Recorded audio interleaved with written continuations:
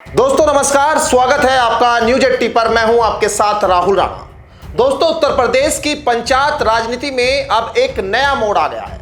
Allahabad high court की लखनऊ पीठ ने पंचायत चुनाव को लेकर राज्य सरकार और निर्वाचन आयोग से सीधे सवाल पूछ लिए हैं। अदालत जानना चाहती है कि आखिर पंचायत चुनाव कब होंगे, साथ ही अगली सुनवाई में संभावित चुनाव स्थिति बताने का भी निर्देश दे दिया है। सवाल यह है कि क्या सरकार पंचायत चुनाव पहले से टालना चाहती है? क्या आरक्षण प्रक्रिया इसकी वजह है? और हाईकोर्ट के इस सख्त रुख का क्या मतलब है? आइए इस पूरी रिपोर्ट में आज इसी पर हम विस्तार से चर्चा करेंगे। दरअसल उत्तर प्रदेश में करीब 58,000 ग्राम पंचायतों का कार्यकाल समाप्त हो चुका। सामान्य स्थिति में कार्यकाल खत्म होने के बाद नए चुनाव कराए जाते हैं और नई पंचायतें अस्तित्व में आती है, लेकिन इस बार स्थिति बिल्कुल अलग दिखी। राज्य सरकार ने एक आदेश जारी करते हुए मौजूदा ग्राम प्रधानों को ही 6 महीने के लिए प्रशासक नियुक्त कर दिया। सरकार का कहना है कि पंचायत चुनाव से पहले आरक्षण की प्रक्रिया पूरी करनी है। इसके लिए ओबीसी आयोग का गठन किया गया है, जो अपनी रिपोर्ट देगा।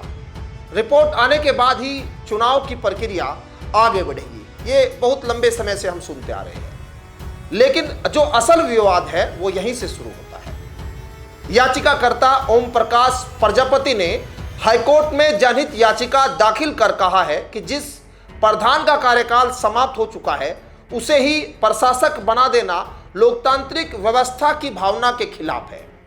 उनका तर्क है कि कार्यकाल समाप्त होने के बाद ही व्यक्ति प्रशासनिक अधिकार कैसे संभाल सकता है।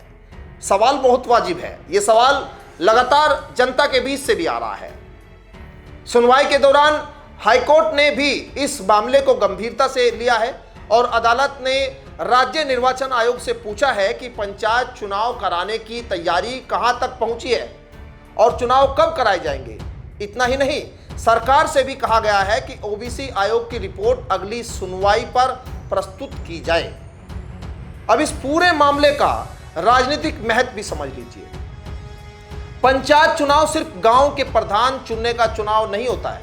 इसे विधानसभा और लोकसभा चुनाव की राजनीतिक प्रयोगशाला माना जाता है। गांव में किस दल की पकड़ मजबूत है, किस नेता का प्रभाव बढ़ रहा है और जनता का मूड किस तरफ है, इसकी पहली झलक पंचायत चुनाव में दिखाई देती है। यही वजह है कि पंचायत चुनाव में देरी का मुद्दा अब राजनीतिक रंग भी लेने लगा है। दोस्तों, विपक्ष इसे लोकतांत्रिक प्रक्रिया में देरी बता रहा है, जबकि सरकार का कहना है कि आरक्षण प्रक्रिया पूरी करना कानूनी और संवैधानिक आवश्यकता है। और दूसरा बड़ा सवाल यह है कि यदि ओबीसी आयोग की रिपोर्ट समय पर नहीं आती तो क्या पंचायत चुनाव और आगे खिसक सकते हैं? अब देखिए, हाईकोर्ट के ताजा रुख से ऐसा लगता है कि अदालत चुनाव प्रक्रिया को अनिश्चित काल तक टालने के लिए पक्ष में नहीं है। अब विशेषज्ञों का यह मानना है कि ग्रामीण विकास योजनाओं, स्थानीय प्रशासन और लोकतांत्रिक जवाबदेही के लिए चुनी हुई पंचायतों का होना बेहद जरूरी है। ऐसे में अदालत की निगरानी में अब सरकार और निर्वाचन आयोग दोनों पर समय सीमा स्पष्ट करने का दबाव बढ़ गया है।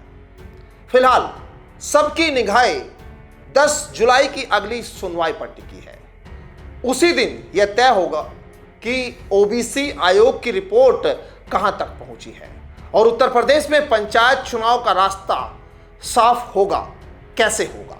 ये सारे सवाल अब 10 तारीख की जो सुनवाई होनी है उसमें साफ हो जाएगा। लेकिन पंचायत चुनाव कब होंगे, कैसे पंचायत चुनाव को लेकर सरकार की तैयारी, अब ये सब डेटा यहाँ कोर्ट को, सरकार को देना होगा। ये साफ कहा गया है अधिवक्ता को, सरकारी अधिवक्ता को ये बता दिया गया है। अब आप देखिए, पंचायत चुनाव को लेकर जो अगली अपडेट है उस पर हमारी नज़र बनी हुई है। लेकिन आप क्या सोचते हैं, क्या जो प्रशासक बनाए गए हैं ग्राम प्रधानों को वो ठीक है, और क्या सरकार चुनाव को टालना चाहती है? इस पर आप क्या समझते हैं वो जरूर आप हमें अपनी राय कमेंट में बताइए। मुझे दीजिए इजाजत। नमस्कार।